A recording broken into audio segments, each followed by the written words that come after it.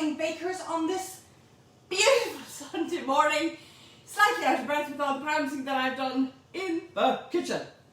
Today we are doing delicious lemon tray bake. Bit of a twist. Lovely, light, luscious sponge. Fabulous for kids to do because it's so easy. Thank you, Cathal. Extension lead, check. Power on, check. Kenwood working, check. Fantastic.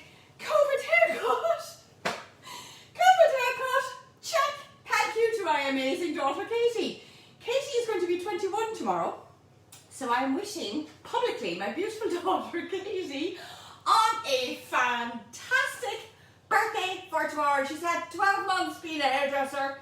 So I made sure she started with my son, then started with my husband. And lastly, I think she had the skills for me. I do not care. Who cares? COVID haircut. So we're going to do a lemon tray bake. So turning on the mixer, I have got 225 grams of salted butter. It is lovely and soft. Do not have hard butter for this because it's a gorgeous sponge. You do not want this going bleh. So we have got 225 grams of caster sugar. And in that goes, I'm going to give it a little mix. Turn up the mixer just a little bit. While that mixer is mixing, I've got 250 grams of self-raising flour and I have a heaped teaspoon of baking powder. Now when I say a heaped teaspoon, it's about 12 grams of baking powder with the full zest of a grated lemon. Now, the flour ratio in relation to the butter and sugar is a little bit more because this one also adds 150 mils of milk. I have warmed the milk because I don't want to shock my poor sponge and prevent my beautiful sponge from curdling. So I'm just going to give this a stir, stir, stir. So we have our lemon rind, we have our self-raising flour, and in goes our baking powder. And give that a stir, stir, stir, stir, stir. Just to the dough mix. It's a gorgeous smell of lemon already.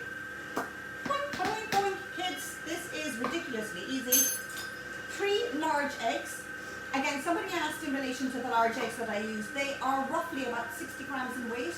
So this is approximately about 170 grams of egg to 180 grams of egg. It depends on the size of your beautiful free-range eggs. So I've got 3 eggs, and with that, I'm going to pour that into my container. I'm going to get all my eggy mix out. Just do a bit of that shindig so I got every last bit out. Clean as you go, clean as you go. So we've got our we've got our milk and egg mixture is what I was going to say. We have got our flour. Okay, so as you can see, we've got the butter and the sugar and the butter have blended together and they're all hunky-dory.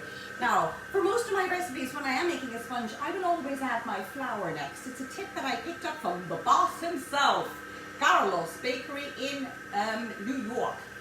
And it prevents the sponge from curdling. Now, curdling is basically the splitting of your batter, and you'll know because you'll see it immediately split. Don't panic, it'll be fine. But this helps prevent the curdling. And the next thing I'm going to do is I'm going to slowly add our egg mix. So as you can see, it looks a bit like a cookie dough until I start slowly adding the egg mix. In it goes. Glug, glug, glug. This is a great cake to do for gluten-free because the wetter the batter, the better for gluten-free.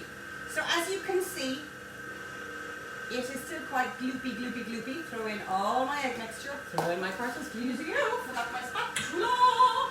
Spatula. Where's my spatula? Or a wooden spoon. No, not a wooden spoon. A spatula. Oh, lads. And then, I'm just going to give this a scrape, scrape, scrape. Bum, bum, bum, bum, bum, bum. Scrape down the bow. Oh, oh, oh, oh. Don't lick the features when they're on. You'll get tongue-tied. Come on, kids. This is an amazing recipe to do for Mother's Day because it is so easy. So one last for the road. And that's it. That's it done. Boom. So we have this gorgeous, luscious. This is where you can yum, yum, yum. Straight into my sink. Thank you, Mr. Kemet, this morning. You've done an amazing job. Now, as I said, this mix is very wet and sloppy, so it is fabulous for doing for gluten-free. The tray I am using is a roasting tray. It is, I think it's 11 by 7. You can do this by 12 by 9, by 12 by 7. Listen, just as long as it gives the sponge enough to rise, because you can use anything. You can use a roasting tin. What you don't need is something like a 12 by 11 or a Swiss roll tin, because then you'll end up with a biscuit. So in that goes this beautiful, luscious. Now, what I love about this is a good old granny's recipe. And my granny used to put dollops of jam in her tray bakes.